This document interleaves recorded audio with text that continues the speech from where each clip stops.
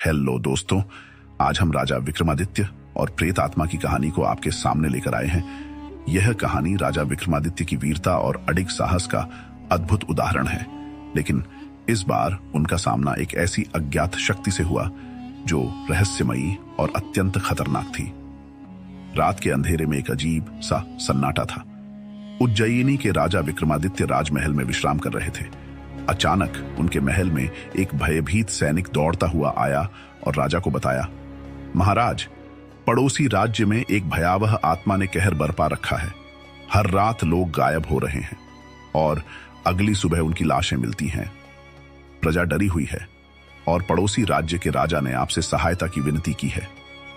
राजा विक्रमादित्य ने स्थिति की गंभीरता को समझते हुए स्वयं उस राज्य की ओर प्रस्थान करने का निर्णय लिया। रात का समय था और अंधेरे में कोई आवाज तक नहीं थी। रास्ते में विक्रमादित्य एक निर्जन गांव से गुजरे, जहां हर घर के दरवाजे बंद थे और कोई भी बाहर नहीं दिख रहा था। यह गांव अत्यंत डरावना और सुनसान था। राजा ने देखा कि हर घर के बाहर राख से बने हुए अजीबो गरीब निशान बने हुए थे। विक्रमादित्य ने अपने रक्षकों से कहा, यह जगह अवश्य ही किसी रहस्य को छुपाए हुए है। उन्होंने ध्यानपूर्वक निशानों का निरीक्षण किया और समझ गए कि ये निशान किसी तांत्रिक क्रिया का हिस्सा है। राजा ने साहसपूर्वक गांव के अंदर जाने का निश्चय किया। गांव के अंत में एक विशाल जर्जर हवेली थी। जैसे ही राजा उस हवेली के निकट पहुंचे, अचानक वहां का माहौल और भी अजीबोगरीब हो गया। हवेली की खिड़कियां अपने आप खुलने बंद होने लगी और ठंडी हवा के साथ एक अजीब सी फुसफुसाहट सुनाई देने लगी। तभी एक वृद्धा राजा के पास आई और चेतावनी दी, हे राजन, इस हवेली के अंदर मत जाइए। यहां पर एक प्राचीन आत्मा का वास है। वह आत्मा बेहद शक्तिशाली है और उसने आज तक किसी को जीवित नहीं छोड़ा। लेकिन राजा विक्रमादित्य किसी भी रहस्य और खतरे से पीछे हटने वाले नहीं थे। उन्होंने वृद्धा को आश्वस्त किया और हवेली के अंदर कदम रख दिया। हवेली के अंदर हर ओर अंधेरा था। राजा ने अपनी तलवार निकाली और सतर्क होकर आगे बढ़े।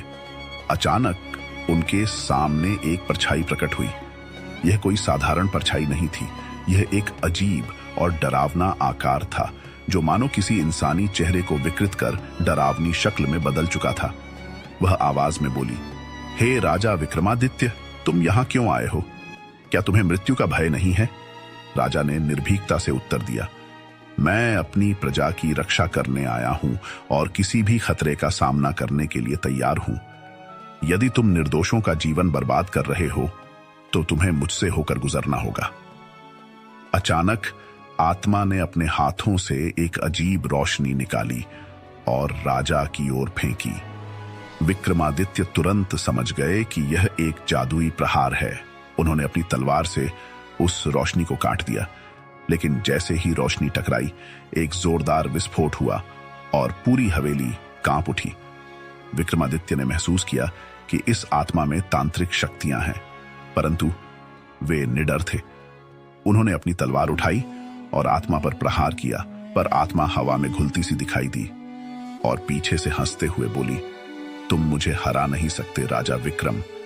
मैं काल के साथ बंधी एक प्राचीन आत्मा हूं। इतना सुनते ही विक्रमादित्य को समझ में आ गया कि यह आत्मा केवल शक्ति से नहीं मरेगी, इसके पीछे कोई गहरा रहस्य है। तभी उन्होंने देखा कि हवेली के एक कमरे में एक पुराना पीतल का घड़ा रखा हुआ है। उस घड़े पर तांत्रिक प्रतीक अंकित थे। उन्हें आभास हुआ कि आत्मा का बल शायद इस घड़े में बंद है। राजा ने जल्दी से घड़े को उठाया और उसे अपनी तलवार से तोड़ दिया। जैसे ही घड़ा टूटा, आत्मा ने दर्दनाक चीख निकाली और उसके शरीर में झटके आने लगे। आत्मा चिल्लाई, तुमने मेरी शक्ति का स्रोत नष्ट कर दिया है राजा विक्रमादित्य। अब मेरी मुक्ति का समय आ गया है। इतना कहते ही आत्मा धुएं में बदलकर हवेली से बाहर निकल गई और देखते ही देखते हवा में विलीन हो गई। आत्मा का अंत होते ही हवेली में फैला सन्नाटा गायब हो गया और चारों ओर रोशनी फैल गई।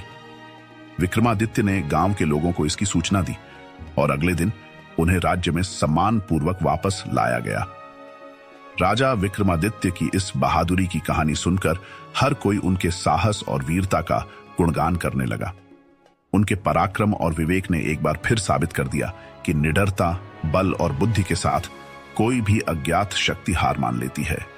इस कहानी से यह सीखने को मिलता है कि सच्चा साहस और बुद्धिमत्ता किसी भी रहस्य और भय से पार पा सकते हैं। राजा विक्रमादित्य का साहस हमें बताता है कि यदि आप निडर होकर किसी कठिनाई का सामना करते हैं तो आप अपने लक्ष्य तक अवश्य पहुंच सकते हैं। Thanks for watching.